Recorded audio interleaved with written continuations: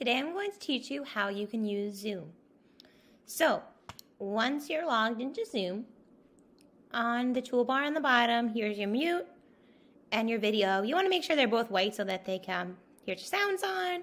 Your video, right now I don't have my video on, that's why it's red, but if it's on, it should be white, and the video should be facing your classroom when you're Zooming from the class. So starting with security, here is where you'll see what you want your students to be able to do. So if you want them to be able to share their screens, I don't really have this enabled for the kids. It's really for breakout room for my teaching assistant. If you want them to be able to type in the chats, rename themselves, unmute themselves, and start the video. So these are what you want participants to be able to do. Most of the teachers have this controlled from their settings already. Now, these are the settings for the actual meeting. If you would like to lock the meeting, nobody else can come. You wouldn't really do that for the class. That means kids can't come late. Enabling the waiting room, you would want checked off. And you don't need to check off hiding profile pictures. Again, this is probably already set in the teacher setting. So the next tab is participants. So when you see participants, you see who is in the meeting. Right now it's just me, but once my students come on, they would be listed right here. Once they're approved in the waiting room. Here is the chat. So you see the chat comes up right over here. If there are any messages from parents, there'll be a little number that'll say how many messages there are. So this is the share screen option. So when you're sharing the screen, you need to pull up what you're going to share first. So say I wanted to share this Google, right? So I'm going to pull it up. Then I'm going to go to share screen. And that's how it comes up for you to share. You have to click on what you would like to share. And then to stop sharing, you just press stop share. You won't be using much of recording. Oh, let me go back to share screen for 1 minute in case you wanted to use the whiteboard. So share screen, whiteboard.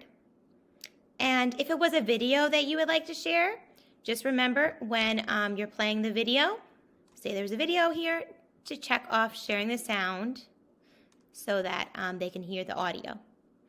And sometimes if they can't see it clear enough, I'll check off optimize screen share, but then you can't really see the students on the side. So just make sure if you have sound, share computer sound is checked off.